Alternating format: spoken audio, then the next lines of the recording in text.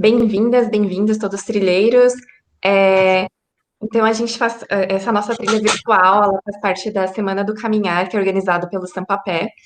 E a proposta de hoje é a gente fazer o Instituto Trilhas, né? Ele tem como carro-chefe realizar trilhas pela cidade caminhando, né, presencialmente, mas devido às circunstâncias, a gente adaptou para esse formato, que sim, é bastante diferente, não tem ali as mesmas características, as mesmas potencialidades de uma caminhada a pé, entretanto, tem outras potencialidades que a gente geralmente não consegue explorar, abordar quando a gente caminha pela rua. Então, a gente quer aqui explorar o máximo de todas essas vantagens que essa caminhada virtual vai proporcionar para a gente. Essa é uma caminhada baseada principalmente em softwares de imagem, de geoprocessamento, então a gente vai usar o Google Earth, mesclando com várias fotografias que a gente fez durante as nossas trilhas pela cidade. Então, todas as fotos tiradas aqui foram bem antes da pandemia, então todas as aglomerações que vocês virem nas fotos, fiquem tranquilos, não são recentes. E a gente vai tentar trazer um pouquinho dessa nossa experiência de trilha para esse caminhar virtual, porque eu falo por mim, mas eu imagino que todos nós estejamos com muita saudade de fazer trilha. E tem alguém aqui que seja de fora de São Paulo, de outra cidade? Só para a gente saber, para dosar o que, que a gente apresenta com mais detalhes, com menos detalhes. Enquanto o pessoal vai comentando, e pessoal, destacar também, né, o Instituto Trilhas, a Cris já respondeu aí que é de Amparo. Legal, Claro, Cris, seja bem-vinda.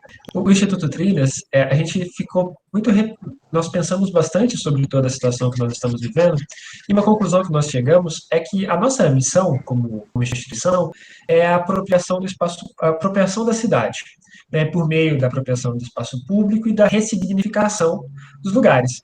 E a gente chegou à conclusão que, poxa, o presencial é importante para a gente, mas não é a única maneira que a gente tem de fazer isso. Então, a nossa ideia hoje no evento com vocês é estimular em vocês novas percepções sobre esse terreno que tão especial na região da cidade de São Paulo, mas que faz parte aí do nosso território como um todo, né? É legal a oportunidade também de oferecer esse roteiro para que as pessoas conheçam de qualquer região do Brasil, né? Ou quiçá do mundo.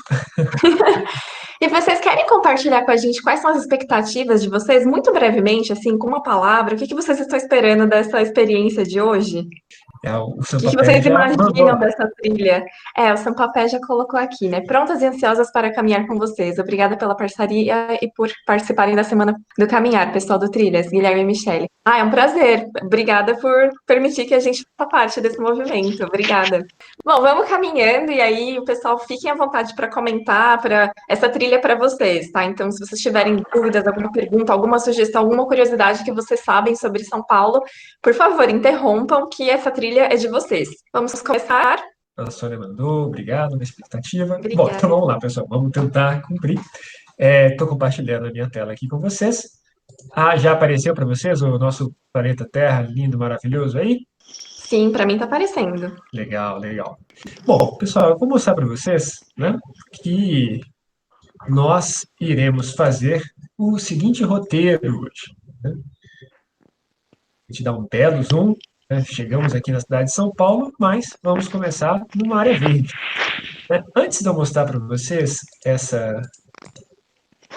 começar a conversar com vocês sobre essa região, eu queria só aproveitar que a gente está usando uma imagem de satélite, e o Google Earth, para quem não conhece, né, é um software que junta, né, várias imagens de satélite, né, imagens de satélite, imagens aéreas, o que permite a gente ter essa visão como um todo, né, e vale a pena destacar, né, olha, quando a gente pega aqui o estado de São Paulo como um todo, né, como que a mancha, né, de São Paulo é grande. Né? Olha, quando a gente vê o estado de São Paulo, é destacável aqui a região metropolitana. Né? Aqui, e todo esse verde aqui são muitas fazendas, né? Algumas florestas, que são esses verdes mais escuros. Mas quando a gente vai chegando, chama a atenção esse grande concretão aqui, que é a região metropolitana. Né? Apesar de tanto concreto, como vocês podem ver, a gente tem várias manchas de áreas verdes espalhadas por toda a cidade. A gente vai explorar alguma delas. Né? A gente vai fazer um caminho que vai começar pelo Parque do Ibirapuera, vai passar pela região da Avenida Paulista, o Parque Trianon, o MASP, desceremos pela região da Augusta, da 9 de Julho, na Praça Roosevelt, passaremos pela região do Pátio do Colégio e Rio Tamanduateí e concluiremos no Parque da Luz. E para começar, eu queria lançar uma pergunta para vocês. Pessoal, se a gente fizesse isso aqui no andando, se a gente andasse por esse caminho, quantos quilômetros vocês acham que teria do Parque do Ibirapuera até o Parque da Luz? Mandem aí no chat ou se quiser mandar no áudio. Essa é a primeira vantagem, né? A primeira de fazer uma trilha virtual, né? Porque a gente não conseguiria fazer esse percurso inteiro caminhando, né? É um percurso longo para se caminhar numa única trilha. Vamos, pessoal, mandem aí no chat. Né? Tanto eu quanto a Michelle, a gente tem uma outra ocupação, né? A gente também é professor universitário, e aí mal de professor, né? Quando faz uma pergunta, não consegue parar enquanto o pessoal não responde, né? Mas não é uma aula isso aqui, pessoal, por favor, não me entendam mal. Não vai perder pontos se falar errado. Ó, o pessoal tá falando aqui 15, 9 quilômetros, 10 quilômetros, 20, 12 quilômetros. É difícil a gente mensurar as distâncias, né? É bem O Roso já, difícil. o Roso já comentou, eu não sei quem é, desculpa, viu, Roso? Roso ou a Roso? Dá vontade de colar, né? O Fábio mandou aí 14, a Sônia 12. Vejamos, aqui no centro do Parque do Ibirapuera, até o MASP, nós temos cerca de 3 quilômetros. Descendo até a Praça Roosevelt, nós temos 4,8. Passando aqui pelo Parque do Colégio, 6 quilômetros. E do Pátio do Colégio até o Parque da Luz, 7,5 km. Né? Para quem conhece aqui essa região, eu também tinha a impressão que era muito mais. Né? Porque se a gente tentar fazer isso aqui a pé, quer dizer, de carro ou de transporte público, a sensação é que a gente está cruzando a cidade, né? Que é muito mais que isso. Mas na prática, 7,5 km, ou numa linha reta,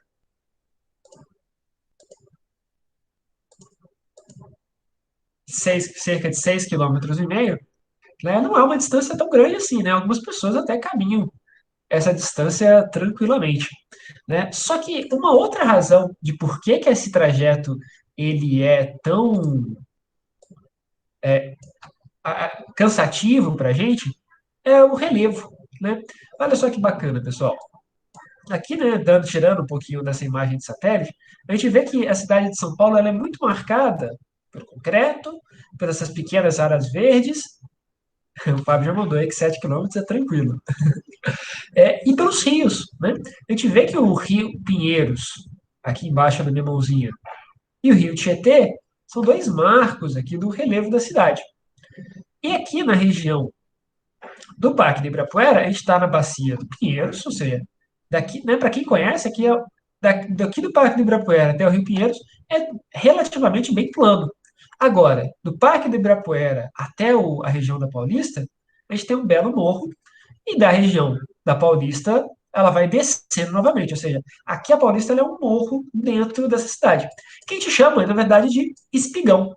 Né? Por que espigão? Deixa eu ligar aqui uma imagem para vocês verem. Ela vai dar uma poluída no mapa, mas vai ser rapidinho. Olha só essa imagem que eu coloquei para vocês. Peraí, deixa eu tirar os rios para ficar menos poluído. Né? Essas áreas amarelas, tá, pessoal? Que ficou, né? Deixou o mapa todo poluído. É que a gente chama de microbacia. O que é uma microbacia? Isso aqui falando a grosso modo, é uma região que toda a água que cai aqui, ó, por exemplo, aqui, onde está essa microbacia envolvendo o Parque de Ibirapuera, eu sei que toda essa água que está aqui, por conta do relevo, ou seja, essas linhas representam pontos de divisa, né, entre uma área mais alta, uma área mais baixa e outra. Toda a água que cai aqui vai cair no Rio Pinheiros, bem nessa pontinha. E olha só, a região da Paulista, ela é um divisor. E não só a Paulista, né? A gente pega aqui basicamente toda a linha verde do metrô, pegando aqui Vila Madalena, Clínicas, chegando até Ana Rosa, depois descendo pelo que seria a linha azul, né? Vila Mariana, Santa Cruz, Saúde, Jabaquara. Ela é exatamente um ponto mais alto, porque toda a água que cai aqui ela vai parar no Rio Pinheiros. Em compensação, se você está aqui na Paulista, então, né, na Alameda Santos, a água que cai ali cai no Rio Pinheiros, e a água que cai na São Carlos do Pinhal, e todas as suas abaixo, vão parar só lá no Rio Tietê, né? Ou seja, que é a região da Paulista, ela é um divisor de águas para a gente. E nessa imagem aqui, vocês conseguem ver muito bem isso, olha que legal. Né? Se a gente fizer um caminho e eu fizer para a gente ver a elevação do terreno, olha que bacana. Não sei se vocês estão vendo um gráficozinho que apareceu aqui embaixo. Conseguindo ver, pessoal? Olha só, Pra né? mim A tá gente começa. parecendo assim. É um corte do terreno, né? A gente consegue observar o relevo pelo perfil. Exato, Michele. É como se eu pegasse esse terreno e fizesse um corte para a gente ver só a diferença de altitude. Então, a gente começa no Ibirapuera, a 750 metros. Na região da Paulista, olha, é um pico, né? Ela vai para 850, depois volta a cair até menos do que 750 metros. Mostra que a bacia aqui do Tietê, ela é mais, assim, a gente tem só de altitude, a gente tem 100 metros de altitude de diferença, né, entre a área baixa do Parque do Ibirapuera e do Parque da Luz, à região da Paulista. Né? E se a gente fizer, olha, se eu fizer esse caminho em várias outras regiões, eu também vou ver mais ou menos a mesma coisa. Opa. É por isso que quem conhece aqui a região do Ibirapuera sabe que se você tenta ir no Ibirapuera a pé, né, de metrô, se bem que vamos ignorar que já inaugurou a linha Lilás, né, que tem uma estação bem mais pertinho agora. Mas até pouquíssimo tempo atrás, antes de a gente ter a linha Lilás, era uma eterna dúvida, né, qual que era o melhor caminho para a gente ir para o Parque do Ibirapuera de metrô. Meio que a mesma distância, a gente pegar Estação Brigadeiro, Estação Paraíso, Estação Ana Rosa, Estação Vila Mariana, Estação Santa Cruz, todas elas, basicamente, se você desce, alguma hora você vai cair no Ibirapuera. E estou falando tudo isso para poder amarrar num fato curioso da história do Parque do Ibirapuera. Deixa eu só desligar Guilherme, isso aqui para ficar menos aproveitar que você barulho. está mexendo aí, você mostrou esse relevo do Ibirapuera até a Paulista. Eu me lembrei de todas as vezes que eu subi a Paulista, subi a Brigadeiro a pé. Que aí sim a gente sente o relevo de verdade. É aproveitar para dar as boas-vindas. Tem muita gente que chegou agora há pouquinho, tá? Então sintam-se à vontade para ligar o microfone para fazer perguntas, acrescentar informações que vocês queiram, tá? A trilha é para vocês. Sejam bem-vindos. Com certeza, pessoal. Por favor, não me interrompa à vontade, porque se deixar, eu e a Michelle, a gente não para de falar. A gente já briga entre si para ver quem fala mais. Mas aqui eu só queria mostrar para vocês, olha, eu não sei quem já conhece o Parque do Ibirapuera, né, um dos parques mais famosos aqui da cidade de São Paulo. Algo que é muito falado sobre essa região é que no Parque do Ibirapuera a gente tem muitos eucaliptos. E que esses eucaliptos foram plantados porque antigamente o Ibirapuera era uma área pantanosa. Né? Então foi plantado esses eucaliptos para secarem, né? Secar a região para que ela pudesse se transformar num parque. E, bom, essa história, pessoal, de fato, ela é verdadeira. Primeiro, só uma observação, tá? O eucalipto, de fato, é uma planta que consome bastante água, mas não é todo eucalipto que consome tanta água assim como os eucaliptos que foram plantados para secar aqui a região do Ibirapuera, tá? Esses eucaliptos que a gente vê na estrada, né, aquilo ali já são outras variedades, outras espécies, né, que consomem bastante água, mas bem menos do que nessa época. E como vocês podem ver, né, como eu falei para vocês, até religar aqui aquele negócio da diplomacia, ou seja, toda essa água que caía aqui nessa região, que é um morro, ela tende a descer.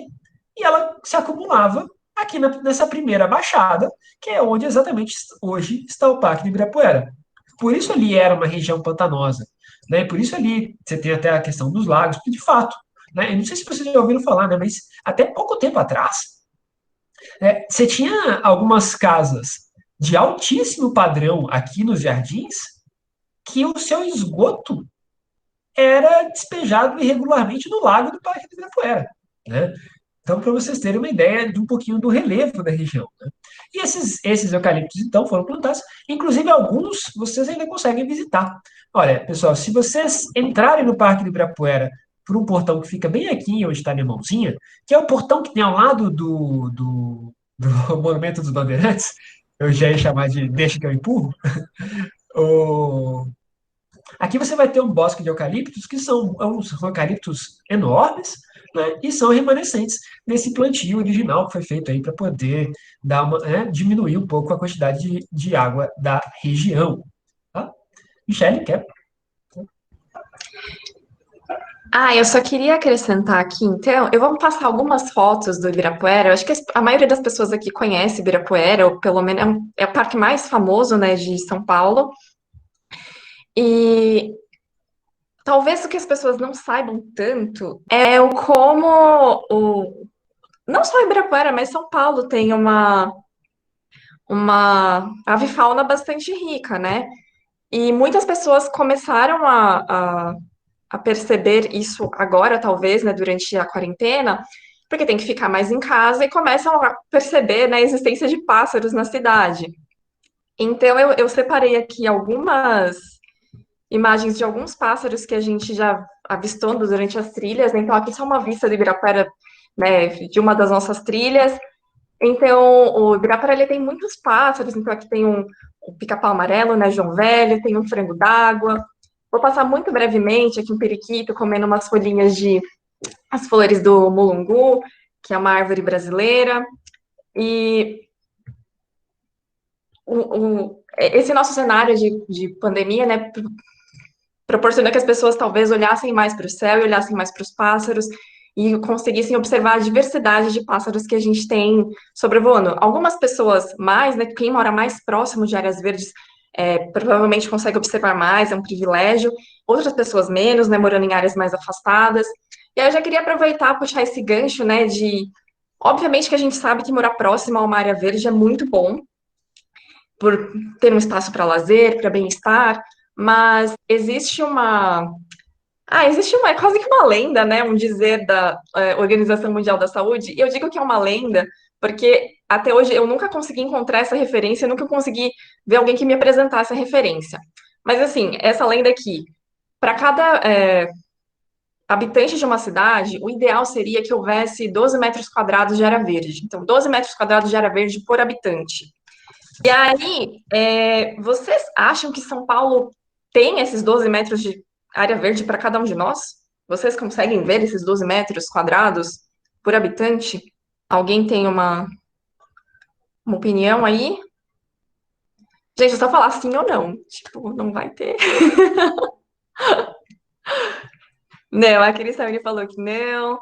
Não, não, o pessoal acha que não. Bom, porque aí você sai na rua, você consegue contar nos dedos, né? Quantos parques você encontra, dependendo do bairro, né? Você tem realmente poucas áreas verdes, e algumas áreas, alguns bairros têm mais áreas verdes, outros bairros têm menos. Então, aqui, a Virgínia acha que sim, mas a Virgínia é suspeita, né? A Márcia acha que não também. Aqui fala, não sei, Parelheiros é bem grande, mas tantas pessoas. Ah, então aqui é interessante. Trouxe a questão de Parelheiros, né? Tá num extremo da cidade. Guilherme, vamos mostrar o mapa da cidade de São Paulo? Vou voltar para você aí. Vamos, vamos, claro. O Fábio É, falou que acha que tem, mas dividido desigualmente. bom, eu vou compartilhar novamente a tela. Isso. E pessoal, enquanto eu vou compartilhando aqui com vocês, eu sou um grande apaixonado por pássaros, já que a Michelle levantou esse assunto, eu só queria comentar uma coisa. Mico, para de compartilhar a sua tela também, tá? Só para não ficar muita coisa para o pessoal. É, e só uma coisa, tá, gente? Aqui na cidade de São Paulo, muita gente fala assim: ah, mas eu não vou conseguir ver pássaro porque, eu moro numa altura muito baixa. Nossa, numa altura baixa é ótimo para você ver sabiá, bem-te-vi, beija-flor, colibri, né? E fiquem muito atentos aos sons. É muito mais fácil a gente ouvir do apartamento do que conseguir de fato observar pela janela. É claro, tem gente que acaba tendo uma visão muito pequena, porque mora com um prédio, com a vista com um prédio muito próximo, né? Aí, de fato, né, gente, também não dá para fazer milagre. E algumas pessoas falam que, não, eu moro muito alto. Olha, eu posso falar por relato próprio que eu moro no 15º andar, no Espigão, é, no meio da avenida, não tem nenhum parque próximo, e pelo menos umas 4, 5, 6 vezes por ano eu consigo avistar gavião aqui do topo. E é interessante porque para a gente escutar, para a gente achar gavião, normalmente a gente escuta. E muita gente pensa que o gavião vai ter um som poderoso, né, de uma águia, meio dos filmes, mas muito gavião aqui na cidade de São Paulo, o barulho, na verdade, parece mais de um passarinho pequenininho. Piu, piu. Por exemplo, depois entrem no site chamado Wikiaves, até vou mandar aí no chat, E escutem os sons de alguns gaviões que nós temos aqui na região de São Paulo. Mas vocês vão ver que a maioria deles, como Quiriquiri, como do próprio Falcão Peregrino, né, lindo, poderoso, né, são sons bem discretos.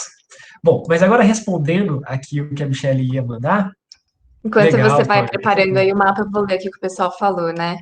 A O Fábio Sônia já está falou, aqui em o Fábio já Moema tá me aumentou zoando aqui já. o som do gavião. Deixa eu ver aqui o comentário do pessoal aqui, que o pessoal falou das áreas verdes. Ah, o Merlin Bird é Acho sensacional. que tem, mas dividido desigualmente. Então, se tiver, nem todos têm o privilégio de usufruir. Essa é uma questão importante também, que é a proposta da Semana do Caminhar é a gente refletir sobre qual é a cidade que a gente quer quando a gente puder voltar a caminhar por ela. E a gente, do Instituto Trilhas, a gente tem esse apelo muito forte em questão de clamar por mais áreas verdes. Então, sim, tá certíssimo. A Alexia fala, dentro da malha urbana não deve ter, mas considerando todo, talvez tenha. Ai, Alexia, bem-vinda. Que inveja. Ah, tá, Wikiapes. Aí a Sônia fala, aqui em Moema aumentou muito o número de pássaros recentemente, ossos bem-chivis, entre outros. Sim, então tem muitas matérias falando que os pássaros estão muito mais à vontade na cidade agora, né? Por ter menos movimento. E tem uma outra coisa que também, que aí a gente é muito difícil medir, que talvez a nossa percepção tenha mudado, né? A gente esteja mais atento para ouvir os pássaros que passam pela nossa janela. Então as duas coisas são possíveis. É a saudade, né, Michelle? Aqui, pessoal. Então, para revelar o mistério, né, eu tirei bastante o zoom da imagem, né? Liguei aqui um layer. Tá aparecendo. Liguei aqui um layer mostrando a divisa da cidade de São Paulo, né? Não sei se está todo mundo conseguindo ver, né? O São Paulo é aqui o cachorrinho, né? Ah, e vocês podem ver que a região central aqui é uma grande mancha urbana, né? Mas que São Paulo, aqui é aquela famosa história, né? Como mentir com estatísticas. Então, revelando de fato, sim, São Paulo tem mais do que a Então, ó, União a está revelando. organização recomenda 12 e São Paulo tem 12,41, se a gente considera o todo. Mas aí, como alguns de vocês falaram, né, essa distribuição ela é realmente desigual. E se a gente considera a malha urbana, especialmente ali do centro, mais habitada, a gente tem apenas 2,6 metros quadrados de área verde por habitante. Exato, é bem desigual, né? Vocês podem ver que a maior parte está aqui na Zona Sul, aqui, ó, principalmente Parelheiros, mas a gente também tem alguns centros, algumas manchas importantes aqui na Zona Norte, né, que é a região da Cantareira, aqui na Zona Leste também. Então, é tudo bastante desigual. Mas só para vocês terem uma ideia, eu acho que por bairro isso diz mais, né, é uma informação mais relevante. Né? A região do Brás, no centrão de São Paulo, é a região que tem menor áreas verdes que São Paulo. A média é de zero metros de área verde por habitante. Embora agora a gente tenha até a praça lá, a Praça do Braço, mas que deve ter dado talvez uma pequena melhorada nessa estatística. Já em compensação, a região dos Jardins, onde está o Parque do Ibirapuera, chega a ter 28 metros de área verde por habitante. A região do bairro da Vila Mariana está muito próximo do que a organização, do que seria essa média, né? Seria algo em torno de 14 metros de áreas verdes por habitante, tá? Mas, pessoal, acaba tem os ruídos aí aqui parece que está tendo um jogo de futebol, né? Mas agora eu acho que a gente já pode passar para outras regiões, né? Michele, quer falar mais alguma coisa das áreas verdes? Né, eu acho que a gente pode ir seguindo para Paulista, porque já são 4h30, a gente tem que chegar na luz ainda hoje. Bom, então, pessoal, aperta o pé, vamos andar mais rápido. Vamos aí subir, então, a região da Brigadeiro, passamos aí pelo ginásio e chegamos na famosa Avenida Paulista, né? Vou colocar aqui um efeito. Não sei se vocês estão conseguindo reparar, né? Mas eu coloquei aqui aquela animação de prédios em 3D, né? Que reproduzem os prédios de São Paulo. Aqui já não é imagem de satélite, tá, pessoal? Isso aqui são construções em 3D que as pessoas fizeram e compartilharam aqui com o site do Google Earth. Mas vocês podem ver, é uma reprodução bem acurada aqui da região, especialmente de regiões como da Avenida Paulista. E a Avenida Paulista é aí um dos grandes centros da cidade de São Paulo, lotada de histórias, né? Gente, e só para deixar claro, né, uma coisa que a gente acabou não comentando, mas nós temos hoje 1 hora de atividade. Então, nosso intuito apresentar um pouquinho dessas regiões e focar nessa visão do todo que a gente pode através dos mapas, né? Porque só do Parque do Ibirapuera, só da Paulista, só do Trianon, só da Luz, são roteiros à parte, né? A gente poderia ficar o dia inteiro falando só delas, né? Agora, para começar aqui na Avenida Paulista, eu queria perguntar para vocês, a região da Paulista ela era conhecida pelos seus casarões, né? Isso porque nós tivemos lá o Joaquim Eugênio de Lima criando e loteando a avenida, né? Ela foi sendo ocupada. Ela é uma avenida que foi tendo várias transformações, né? Ao longo do tempo, os Barões do Café começaram a construir suas mansões aqui nessa região, e algum desses casarões se mantém até hoje, né? Vale a pena destacar, então, que se a elite chegou na avenida nesse período, e depois nós temos o comércio, as empresas, tendo como intenção ficar próximos da elite. Então, a gente tem esse movimento, né, da elite se afastando e o comércio se aproximando, a elite se afastando, e aí, com o tempo, a avenida começou a se tornar bastante comercial, né? E hoje nós temos aí alguns, mas aí nós ainda temos alguns remanescentes na região da Avenida Paulista, né? A Michelle está passando algumas fotos, né? Por exemplo, aqui, por exemplo, a foto. Volta uma foto, por favor, Mi.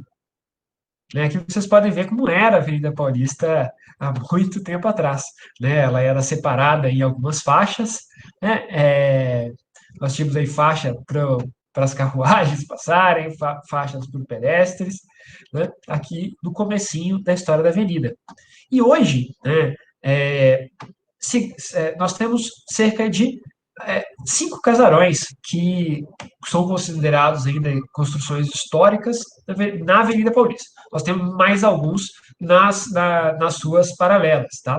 Mas que seria a Casa das Rosas, né, o mais famoso deles, possivelmente o mais bem preservado, o mais explorado também comercialmente, né, comercialmente no sentido turístico, né, das pessoas conhecerem a região.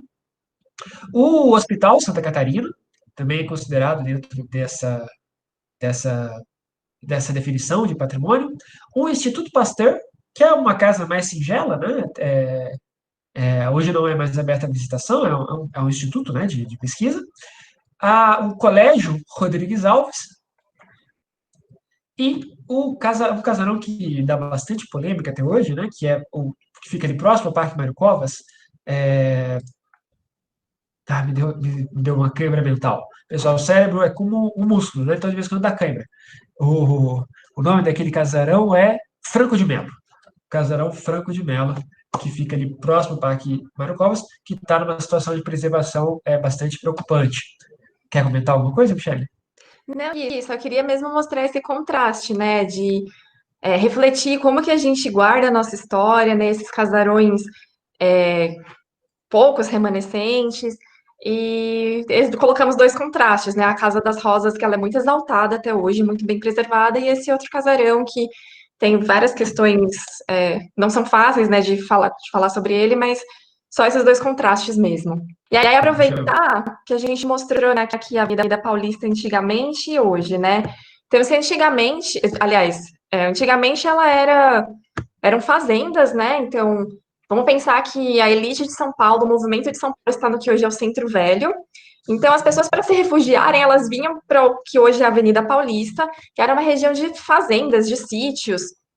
E hoje a gente olha esse movimento todo, é muito difícil imaginar que seria uma área meio rural, né? E como o Gui falou, né, antigamente ela foi a primeira avenida construída nos moldes europeus, então era uma avenida larga, bastante larga, com divisões, né? As divisões eram feitas por árvores para passagem de bondes de tração animal, das carruagens, dos pedestres, né, dos cavaleiros. E aí eu trazer um pouco dessa reflexão que hoje a avenida também ela é dividida, né? É uma avenida larga, e só que a divisão de hoje é um pouco diferente, né? Então, nas calçadas, a gente tem o caminho para os pedestres.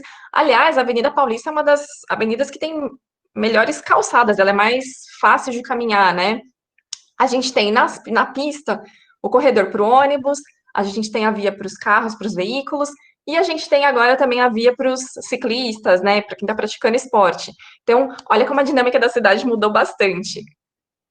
Eu acho que uma coisa legal de destacar da região da Avenida Paulista, né, que muitos urbanistas consideram de extrema importância para a cidade toda, é que uma das razões da Paulista ser uma das avenidas mais frequentadas pelas pessoas, pela cidade, né, pelas pessoas que estão na cidade de São Paulo, é o fato dela ser uma avenida muito mista, né? Lá você tem de tudo. Você tem comércio, você tem cultura, você tem especialmente nos finais de semana, esporte, você tem bares, você tem empresas, e cada um desses públicos traz movimentos diferentes. Né? É diferente, por exemplo, do centrão de São Paulo, né, que tem muitas pessoas durante o dia, porque você tem muitas empresas lá, mas no período da noite vira um deserto. Né? Poucas, né, dificilmente alguém vai conseguir caminhar com tranquilidade num dia, né, numa terça-feira, às 11 horas da noite, na região central. Né?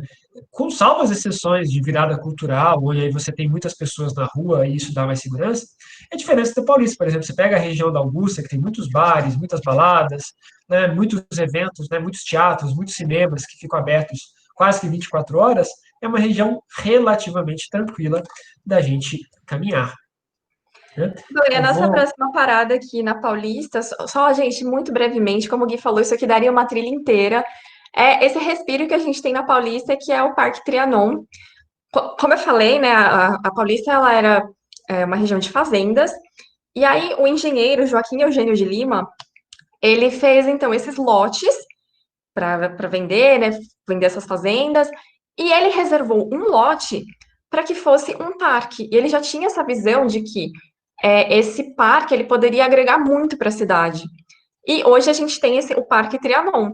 E o Joaquim Eugênio de Lima, né, que é o nome de uma rua ali nos arredores da Paulista, é bem interessante, porque ele, como ele foi o idealizador todo ali da região da Paulista, queriam que a Avenida Paulista se chamasse Joaquim Eugênio de Lima. Mas ele se recusou, ele falou que não, que essa era uma avenida para os paulistanos, então que deveria se chamar Avenida Paulista. E, bom, para quem aqui nunca teve a chance de entrar no Parque Trianon, fica o convite, né, para daqui a alguns meses, quando a gente tiver uma vacina, quando a situação estiver controlada.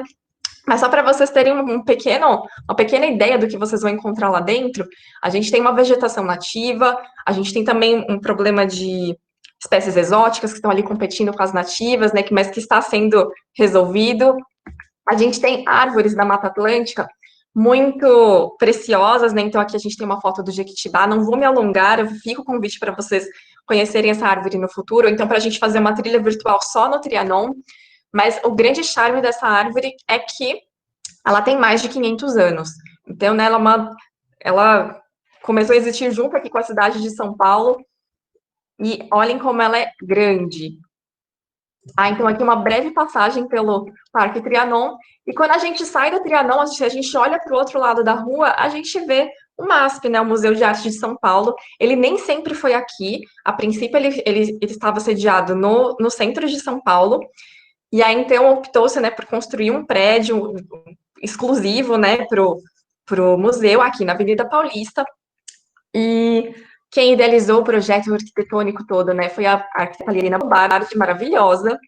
E ela foi muito inovadora, ela foi muito pioneira, porque ela decidiu fazer este museu com um vão de 74 metros, que na época, né, em 1968, era o maior vão livre que existia.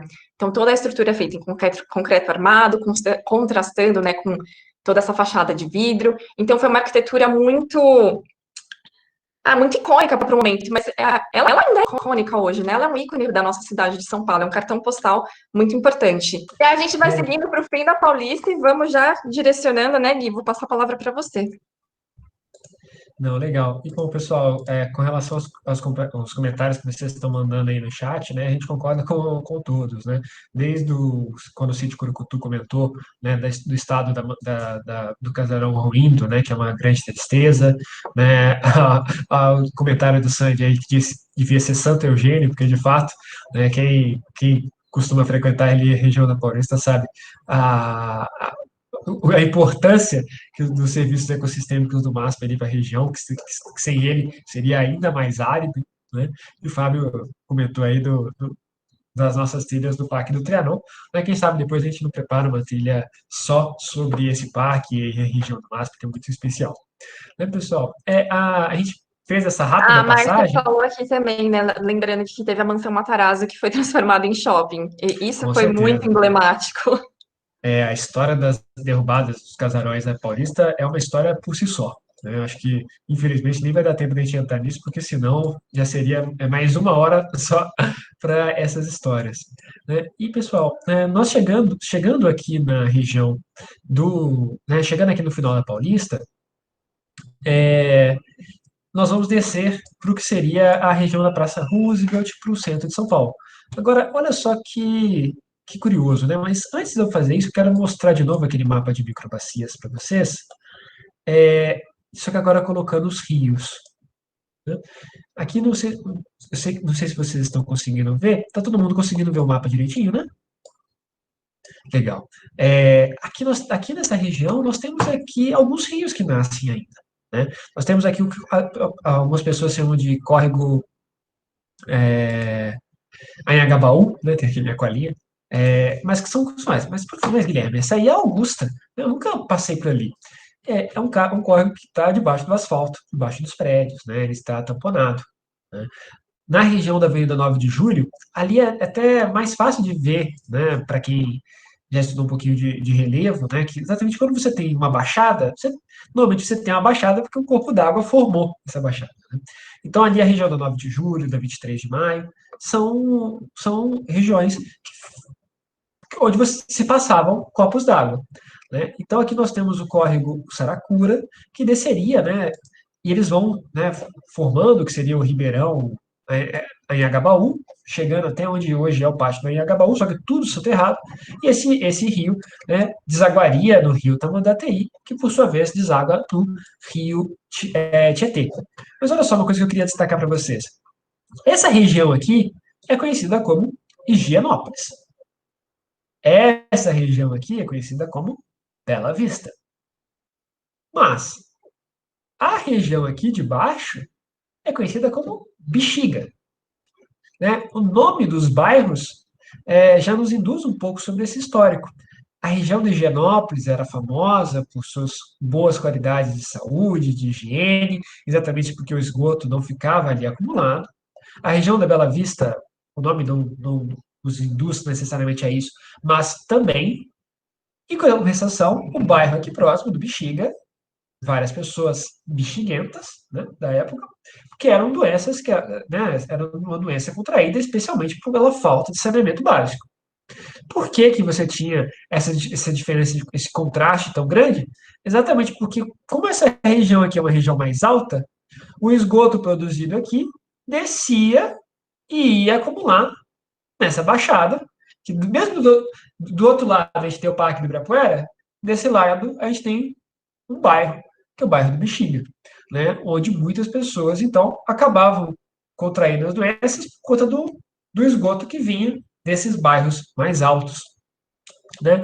Então, nós iremos aqui descer por por este caminho, né? Deixa eu desligar agora esse layer para não ficar muito poluído.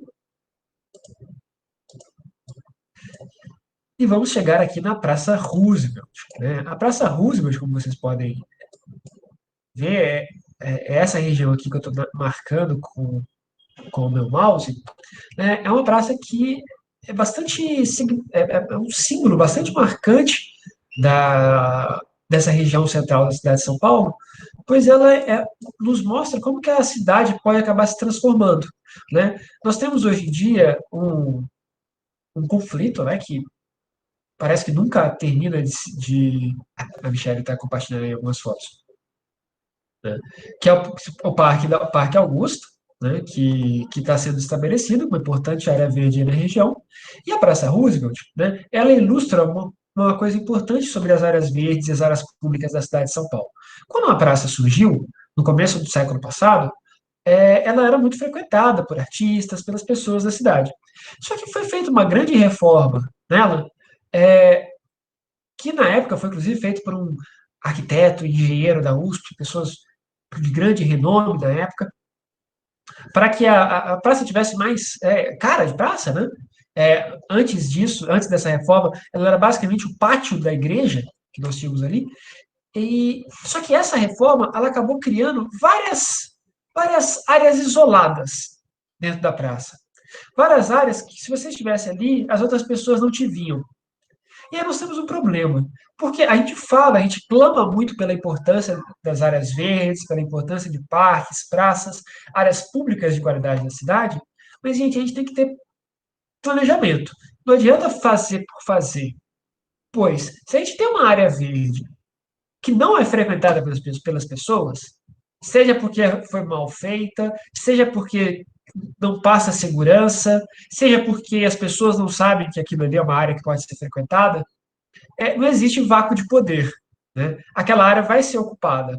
E quem já morou próximo de uma região dessa, já frequentou uma região dessa, sabe que praça que as pessoas não usam é um problema. É um problema de segurança. Vai ser utilizado por pessoas que vão traficar drogas, vai ter problemas de violência.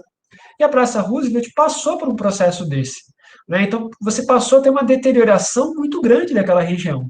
E essa deterioração durou anos, anos e mais anos. Até que mais recentemente, depois de vários acidentes trágicos, inclusive um deles envolvendo um assalto numa companhia de teatro, que ali sempre brigou pela, pela, pela revalorização dessa região, nós tivemos uma nova reforma da Praça Roosevelt, ela passou a ser muito frequentada por esportistas, skatistas, patinadores, né, e deu um novo movimento para a região. Né, e tudo isso se refletiu na Rua Augusta, toda essa região. Né. Quer aproveitar e fazer um comentário, Michele? Não, Gui, tá ótimo. Eu acho que essa última imagem que eu apresento, que eu mostrei aqui, da A Cidade é Nossa, ilustra perfeitamente o que a mensagem, não tenho mais nada. Com certeza. E olha só, pessoal, continuando, né, pegando aí o caminho das águas e já chegando aí para as nossas últimas paradas, né, reparem, né, que a Praça Roosevelt fica próximo do que seria o encontro dos córregos, né, o Anhangabaú e o Saracura, e se a gente continuar descendo, a gente chega próximo da região do Pátio do Colégio e do rio Tamanduateí. Né? É importante destacar que, embora os rios hoje estejam soterrados, estejam poluídos, sejam quase que um problema para a cidade, né? Mas eles também são o coração da cidade. Né? A cidade foi estabelecida aqui por conta muito por conta deles. Né? O Tamanduateí é um grande exemplo disso. Né? O Tamanduateí, que antigamente se chamava Piratininga. Piratininga. Antes era o rio Piratininga. Né? O que significa Piratininga? Pira é peixe, tininga seco. Né? Então era o córrego do peixe, o rio do peixe seco, porque isso ilustrava um fenômeno muito importante que acontecia lá, né? E o pátio do colégio fica bem longe. Você tinha várias tribos indígenas, como lideradas pelo Tibiriçá, né? Chamava peixe seco porque o rio alagava, porque vale lembrar, né, gente, que os rios, hoje, eles são quase que uma reta. Só que isso acontece porque eles foram canalizados. Né? Antigamente, eles eram meandrânticos, eles faziam várias curvas, tanto o Tamanduateí quanto Pinheiros e o Tietê. E né, essas curvas, quando chegava a época da cheia, muitas vezes alagava tudo aquilo e o rio ficava enorme, porque a velocidade dele não aumentava, que nem acontece hoje, já que ele não tem como subir, embora de vez em quando suba, apesar das nossas intervenções. Né? E quando o rio ia secando, ele formava vários lagos e muitas vezes alguns peixes ficavam presos nessa região. O peixe morria e secava, por isso o nome Piratininga, peixe seco. Esses peixes secos atraíam muitas formigas. Essas formigas, por sua vez, atraíam muitos tamanduás, especialmente o tamanduá-mirim. E por isso, do nome atual do rio, né, o rio Tamanduateí. Né? É engraçado pensar, né, que essa região aqui, que é uma das regiões mais áridas, né, da cidade de São Paulo hoje, era uma região que já foi rica em tamanduás, né, e de extrema importância para a gente, porque é o rio que permitia essas habitações. Né. São Paulo, que, por sua vez, era um encontro, né, de vários peabirus, que eram trilhas que conectavam várias populações indígenas aqui, talvez em todo o nosso continente.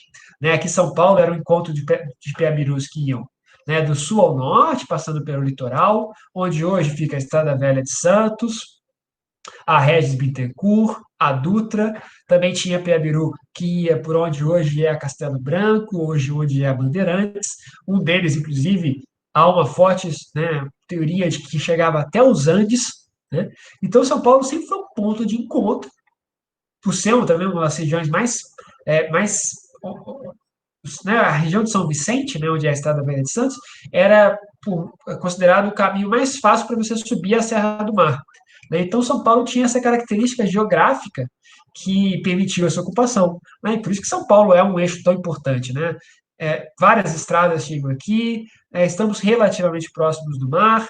Né? Então, apesar de São Paulo nunca ter sido capital, né, sempre foi um eixo econômico fundamental do país. Ô, Né? Gui, Oi, desculpa. Só para falar que faltam 6 minutos para a gente encerrar o nosso horário, então para a gente administrar para ter um tempinho para fazer o encerramento no Parque da Luz, tá bom? não, é claro. Como nós, não sei se todo mundo aqui conhece, pessoal, nós temos aqui uma trilheira muito especial que é a Virgínia, e a Virgínia é loucamente apaixonada pelo Parque da Luz. Então, só para deixar claro, tá, pessoal? Não é que a gente não chegou no Parque da Luz ainda. É que toda essa trilha foi feita para chegar no Parque da Luz. Então, Virgínia, não é que tá, a gente não está falando da luz. Pode-se dizer que todo o restante da região foi feito para chegar aqui. Tá? Esse é o grande suprassumo. Mas eu, de fato, já ia falar sobre o Parque da Luz agora, tá? Eu tô calma, tudo bem. Gente, o Parque da Luz, né, é o parque mais antigo da cidade de São Paulo, o primeiro parque é, instituído aqui na região, e ele ilustra, tem dezenas de coisas que a gente pode falar. Né, mas pegando um pouco sobre essa transformação da cidade que a gente estava comentando, eu queria destacar, né, que o Parque da Luz, ele na sua origem era um parque nobre. Né? Para você entrar no Parque da Luz, você tinha uma regra que você só podia, se você fosse homem, você só podia entrar de cartola, e se você fosse mulher, você tinha que entrar com aquela vestimenta, aquele vestido, eu não sei o nome, né, aquilo, né, aquele vestido social, comprido, né, senão você não podia entrar no parque. Né, e frequentado pela alta sociedade da cidade naquela época, né, várias histórias interessantes, por exemplo, do Monteiro Lobato, que uma vez frequentando o parque, né, ele viu uma estátua na decoração, que era uma estátua de um anão, todo encapotado, com roupa de frio, que era um libelum, né, que é um anão da cultura europeia, né, que, como vocês podem ver, todo empacotado de frio, não faz o menor sentido com a nossa cultura. Ele viu aquela estátua e ficou, meu Deus, né? Por que a gente está valorizando esses elementos folclóricos? Por que a gente não valoriza os nossos? E diz a história que foi um dos pontos de inspiração para ele criar histórias usando os nossos elementos folclóricos. Michele, rapidinho, antes de você mostrar isso, deixa eu mostrar uma coisa aqui no mapa. Né? Só para concluir aqui o mapa, aí você pode concluir com as fotos. Pessoal, só queria mostrar uma coisa, né? Então, se a cidade de São Paulo surge aqui no centro e tem nessa época o Parque da Luz como uma das primeiras áreas nobres, olha só que curioso, né? Eu tinha falado sobre isso na região da Paulista. Como que a gente tem um fenômeno que é a elite querendo se afastar um pouco do grande centro urbano e indo para novas regiões. Então, a elite no começo do século passado, né, no final do século XIX, começo do século XX, sai daqui da região central e vai para a região da Avenida Paulista. O comércio quer ficar próximo da elite, puxa, começa a vir para essa região, a região que vai ficando para trás vai sendo desvalorizada e passa a ser, né, ela começa a ter maiores problemas. O Parque da Luz sofreu muito com isso, né? Por isso que ele passou por tanta desvalorização. E esse fenômeno é um fenômeno que é difícil de reverter, porque olha só, né? Se a elite, por um lado, chegou aqui na Paulista, mas o comércio também chegou, o que acontece? Esse fenômeno continua. E a elite começa a descer. Aí vai para os Jardins, aí vai para a região da Faria Lima, vai para a região da Berrini. Então, reparem que é uma linha reta.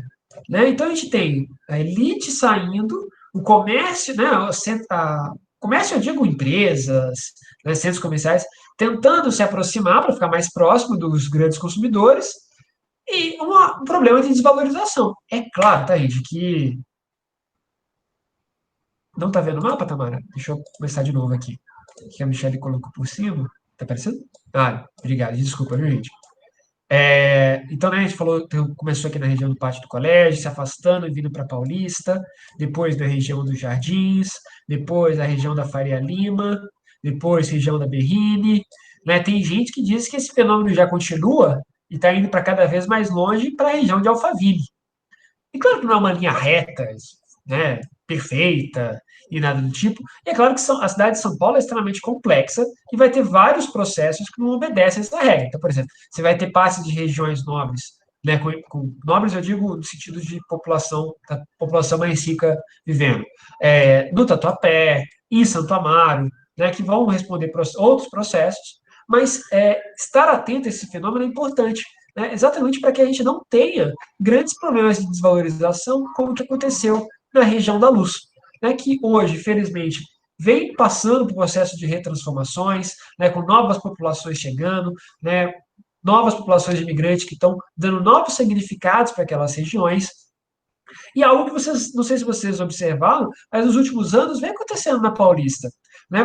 Se antigamente você tinha os casarões na região, agora você cada vez mais tem, e depois você passou a ter as empresas, agora você começa a ver a série das empresas saindo da Paulista, indo cada vez mais para Faria Lima, para Berrini, e cada vez mais comércios, né? Lojas de roupas, chegando na região, o que não há nenhum problema. A questão é que a gente só não quer que essa região fique abandonada, né? Assim como a gente quer a revalorização da região central. Né? Então, por isso que é importante estar atento a esses processos. Michele, quer mostrar as fotos?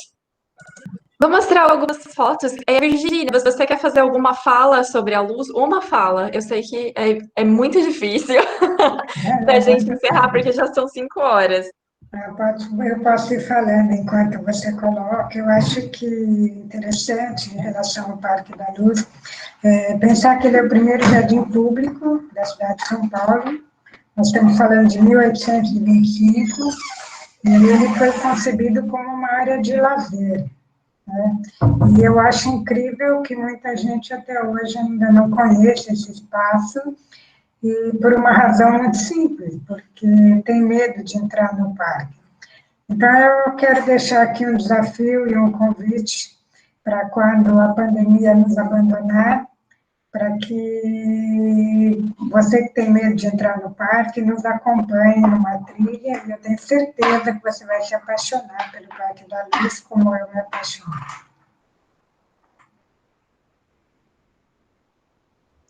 Muito bom, Virginia, obrigada. Estou passando aqui algumas fotos,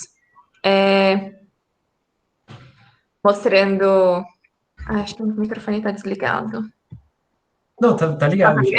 Desculpa. Que era aquele bicho que apareceu ali?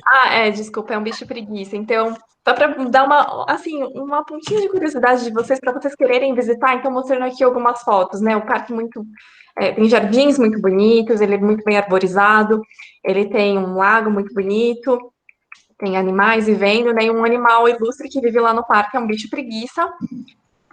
Aqui a gente das últimas trilhas que a gente fez lá, que já faz um tempinho, a gente conseguiu avistar o bicho preguiça, é bem difícil, mas fica sempre o desafio. E é sempre um presente, né, que a gente leva para casa quando consegue avistar. Mas não somente bicho-preguiça, temos aves, temos borboletas, insetos, flores. É um lugar realmente muito agradável e a gente busca encerrar a trilha, né, sempre tem o coreto, né, onde costumavam ter apresentações musicais. E a gente encerra a nossa trilha na nossa árvore favorita do parque, que é esse pau-ferro majestoso, maravilhoso. E, bom, eu agradeço muito a presença de todos vocês. Essa foi uma experiência nova para a gente. Eu queria saber o que vocês acharam. A gente adorou.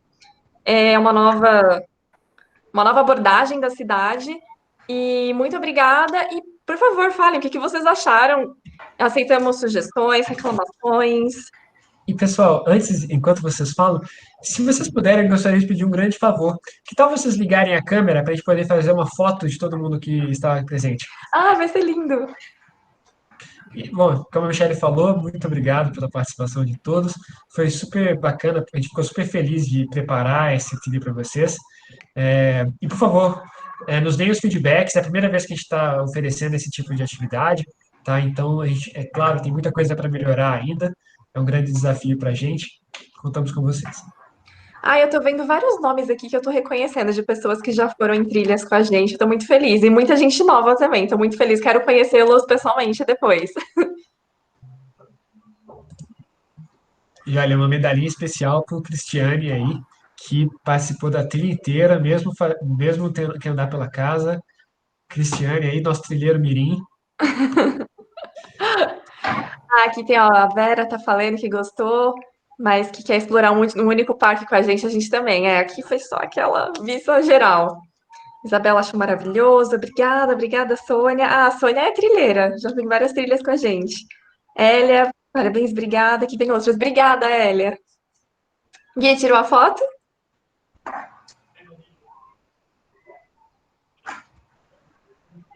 Tem até cachorrinho.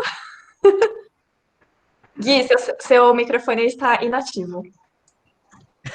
Falei que tivemos cachorrinho, algumas trilheiras aí, tivemos várias pessoas por câmera lá, o do Fábio Rodrigues, teve Fábio, Bruna, cachorrinho, Pronto? a Jane, Cristiane, show de bola. Tirei várias fotos aqui agora. Pessoal, Maravilha. espera, só mais uma. Deixa eu colocar o full screen. Ai, meu Deus, ai, meu Deus.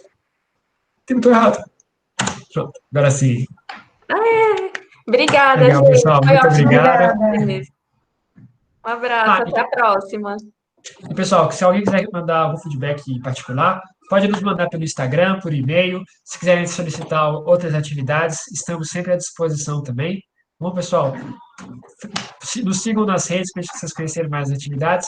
E muito obrigado aí pela participação de todos. Um abraço, pessoal. Tchau, Tchau, tchau. gente. Tchau, tchau. Obrigada. Nada. Obrigada.